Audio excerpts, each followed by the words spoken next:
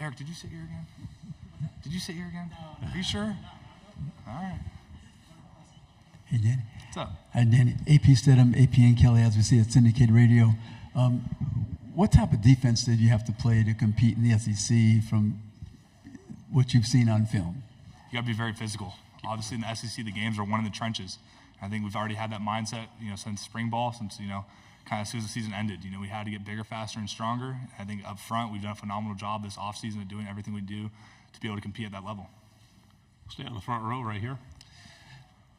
You guys are almost all the way through summer workouts. How have they been going for you guys? And you coming back after, almost leaving for the NFL, how has your mentality changed in perspective from the previous year to this year, as far as not so much a leadership standpoint, but more so just you personally? Mm-hmm. Obviously coming back, I knew there were some areas I needed to improve upon myself. I think you have every opportunity every single day to make the most of it. I think when you wake up, you kind of have to know how you're going to get better. You have to have a plan. You have to know what you're going to do. And I think I've done, myself and all the guys in the room and on the defense have done a phenomenal job of having the right mindset every single day. It's very easy in the summertime to kind of take a day off here and there, but we've had a very clear plan of action, and we have a vision. We know where we're going. We know our goals. We know our plans, and there's been very, very few times where someone's kind of slacked off or not reached the standard.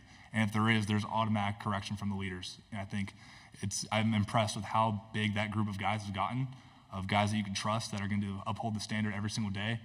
And I'm just proud of it because, how it was when Coach V got here is not how it is, to this day. And that's just something that I've dreamed of. Stay on the front row. Danny, in the big room, you talked about Jackson's leadership, how this morning he really vocal.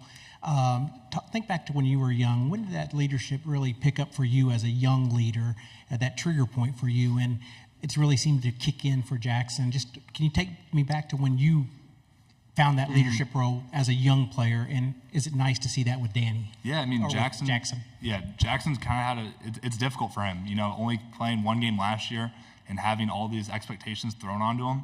But he's done an amazing job of, filling that role and doing what it takes.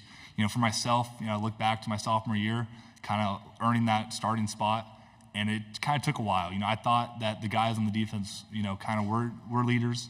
I realized quickly that someone needed to step into that more vocal role. And I took it upon myself kind of around week 8, week 9, and said, all right, I might not be ready, but I need to get ready quick. Where I want to see myself, this is what it takes. And from that moment on, it's been every single day. Sometimes, guys don't want to be there, and you see it right away. And you have to be the person who wakes them up, gets them going. And sometimes that person's myself. And I have to, kind of understand, like, if I come to practice or come to a workout and I'm not 110%, I'm not the one who's getting everyone clapping, get everyone with that energy, then people are going to feed off that both ways. So if I'm not 110% or giving it all my effort, then the freshmen looking up to me, Lewis Carter, Sammy Amasigo, are not going to be doing the same thing, upholding the standard. And I think for myself, it's done an amazing job at getting better every single day. I think Jackson's starting to understand that, and he's starting to do everything he can to kind of be turned into that leader. Left side, second row. Tyler Shaw with KBTX in College Station. Back during your recruitment, I know A&M was recruiting you. Mike Elko was the defensive coordinator at the time. Just what do you remember from, he's now the head coach at A&M, from Elko and his staff and kind of their recruiting to you? Yeah, looking back, you guys talked about it earlier and I thought about it. It was Santucci who kind of recruited me exclusively. He was the guy who was always talking to me, always in contact, so I didn't have many conversations with the defensive coordinator.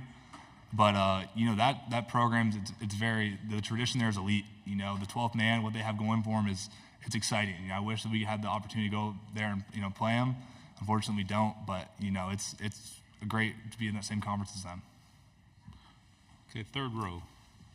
There you go. Britton Ross, OU Nightly. You had mentioned earlier about how the leadership has really grown in the team. Is there anyone that's maybe been kind of a surprise leader this season, and maybe how they differ in their leadership style compared to maybe some of the other guys? Yeah, not really so much of a surprise, but Ethan Downs. That's someone, he's not the most vocal guy.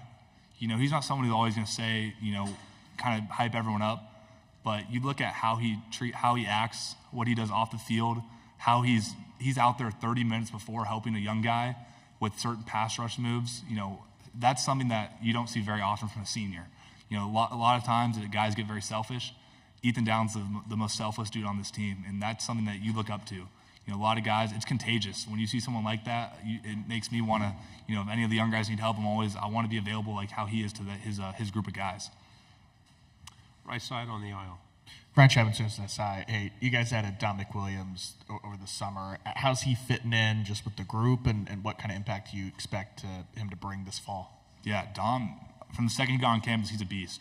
We had our conditioning training is like when he first stepped on there, and we didn't know where he was going to be at.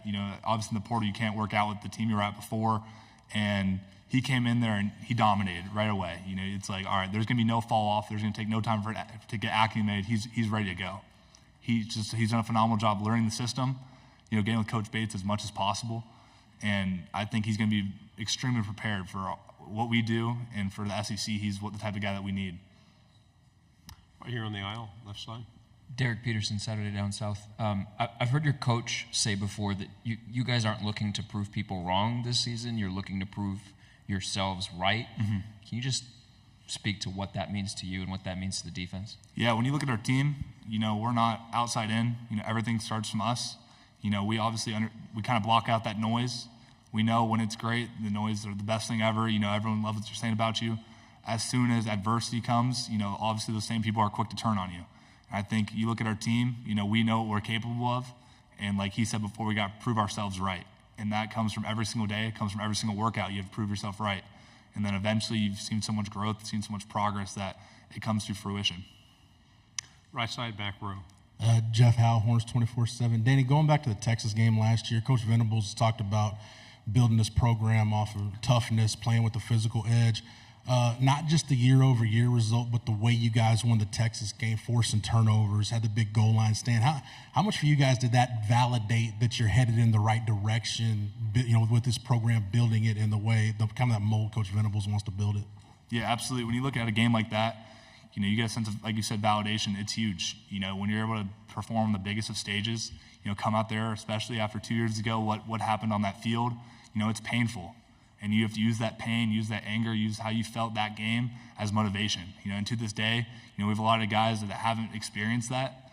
And so us older guys have to be able to give out that motivation, to explain, look, it's not like that every single time. Winning's hard, especially where we're going, it's even more difficult. And so every single day the leaders have to kind of, do whatever they can to motivate and give that sense of understanding. Two final questions in the back over here, then right up front. Brig Bates, KTEN out of Texoma. Danny, what does year 3 look like under, the Brent Venables system, regardless of the conference change? Yeah, so, year 1 was learning it, kind of getting the general understanding, finding, what I need to do. Year 2 was kind of more so understanding, having a deeper sense of confidence, finding myself. Year 3 is more so been teaching it. Having the young guys come in there, running meetings, being a little mini defensive coordinator, I want it to all go through me. I want to be the main gate. Everything that Coach Venables taught me, and Coach Alley as well. He's been a great addition for myself, and it's helped me play, faster than I ever have before. Having a sense of understanding, play with a sense of anticipation, so you're one step ahead of everyone else. Final question. The OU-Texas rivalry is being in the SEC is new. How would you explain that to just a normal SEC fan that kind of looks at it as just another game to a lot of people? I have a Longhorn tattooed on my body. It's like it means that much to me. Like you go to bed thinking about like how big of a deal it is. You look at every single person in the state of Oklahoma, every single person in the state of Texas, and you know how much it means to them. That's one game in the season once a year that these two states can compete against each other in the biggest sport in the United States. And it's going to go on. It went on long before me. It's going to go on long after me. I get a little piece of that shine to prove myself and to prove my state right. Great answer. Thank you very much. Thank you.